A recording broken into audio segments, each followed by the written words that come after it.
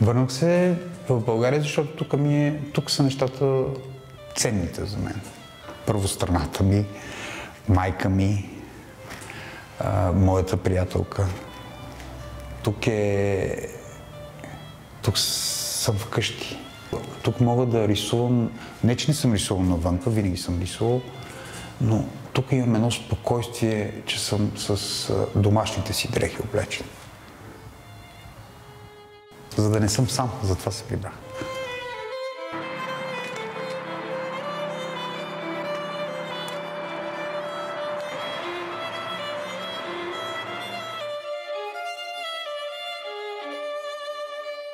Да, това не е така. Като височина да ми дадете едно предложение, смисъл, трябва да ги смъкнем все пак. Пода до центъра на картината трябва да е 1,50 и нещо.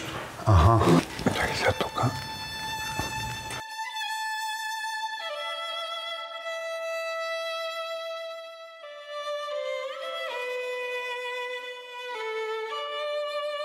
Червената точка, това съм аз вътре в пространството, което ме заобикаля. Тази друга реалност, която се появява. Червеният бутон от куфърчето, който насочва ядрените глави и червената точка, която съм аз в центъра на това нещо. Защото всеки човек всъщност трябва да мисли за това нещо, че то е възможно.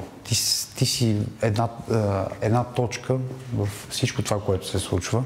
Участник си в това нещо и трябва да си наясно, че да, ти си участник, но не взимаш ти решението.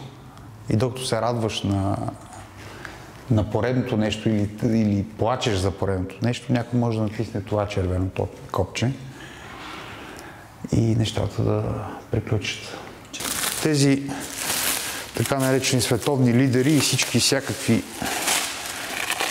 изроди решат да натиснат това червеното, защото и те имат такова копче. Когато натиснат копчето и всичко бъде заличено, какво ще ни остане? Едно черно слънце, една изгорена земя.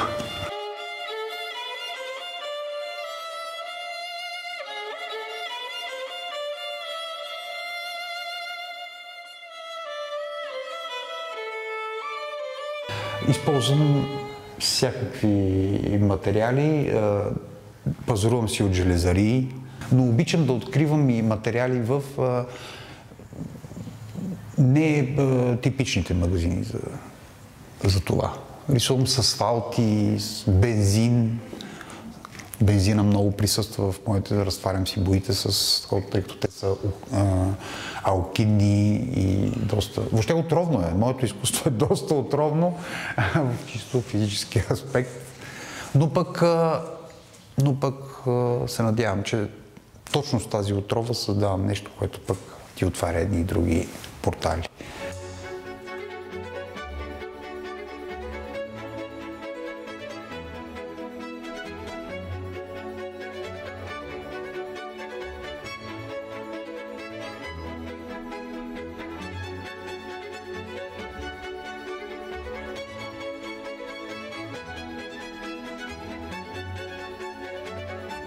Асфалта се запознах в киното. Като работих в киноцентъра, там ни даваха едни пещери. Пещери такива не снимат се в пещера, в някаква дупка и едни кофи с асфалти. Нали, екипа на художниците, които са, те асистенти, защото аз бях такъв асистент, нали, работник към художници. С едни мечета се боядисваха едни огромни стереопори с асфалти и оттам някак си се надишах и някаква любов изпитах.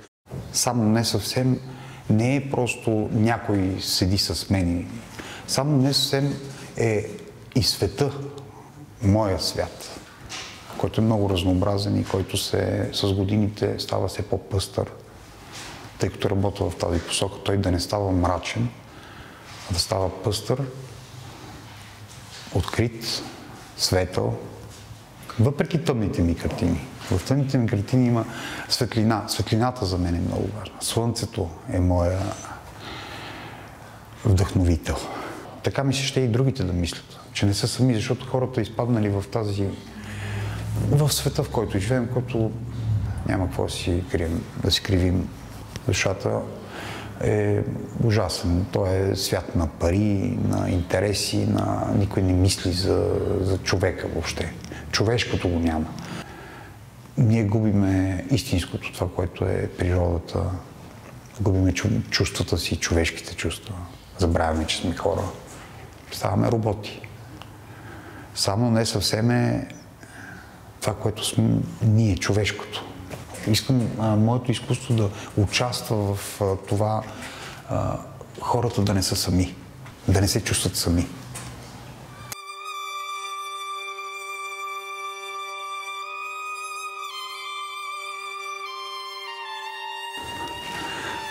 Това е тишина. Картината тишина. Пред нея като застанеш, аз поне като застана, аз обичам тишината. Тишината се събираш, чуваш се, тогава се чуваш в тишината. Иначе не можеш в тая шумотевица. Изкуството е терапия. Самотата не. Никой не обича да бъде самотен. Никой. Но изкуството лекува. То е за хората. За хората. Да намерят себе си, да се успокоят, да се усмихнат, да се замислят. Те отнеха тази радост на хората. Заместиха я с затвор за душите.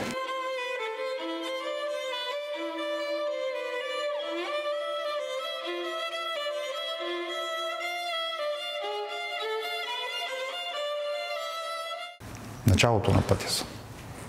Сега набирам сили. Възпитавам се. Обръщам се към себе си. За мен тази изложба е едно оголване на мен самия, едно събличане и представяне на публиката. Нещо съкровенно, но и някаква позиция. Позиция за какво се случва около нас, какво се случва със света.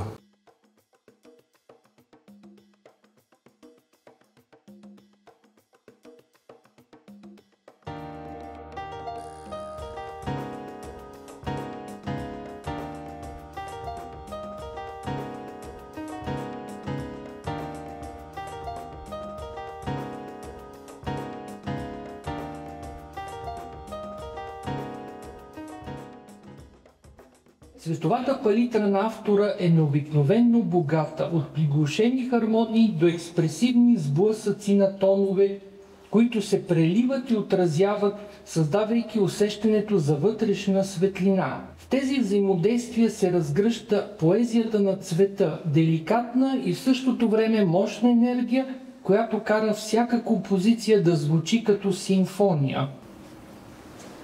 Това е нещо много лично и интимно за мен и затова и не мога да го обясна. Затова идвам и просто го слагам в формат, осветявам го. Благодаря на Милена, за това хубаво пространство, което още като влезах и разбрах, че тези картини ще са... Просто ще се разпознаха се с мястото. Много благодаря наистина. Много се радвам, че се получила така една органична връзка между твоето изкуство и това пространство, което така като един дом за твоите картини. Прекрасни споделени послания. Благодаря много на Нео за тази изложба. Успех на изложбата, на добър час на изложбата. Благодаря. Благодаря на всички, че сте тук. Заповядайте да се преживеете картините и да откриете своето нещо в тях, своето небе в тях. Заповядайте.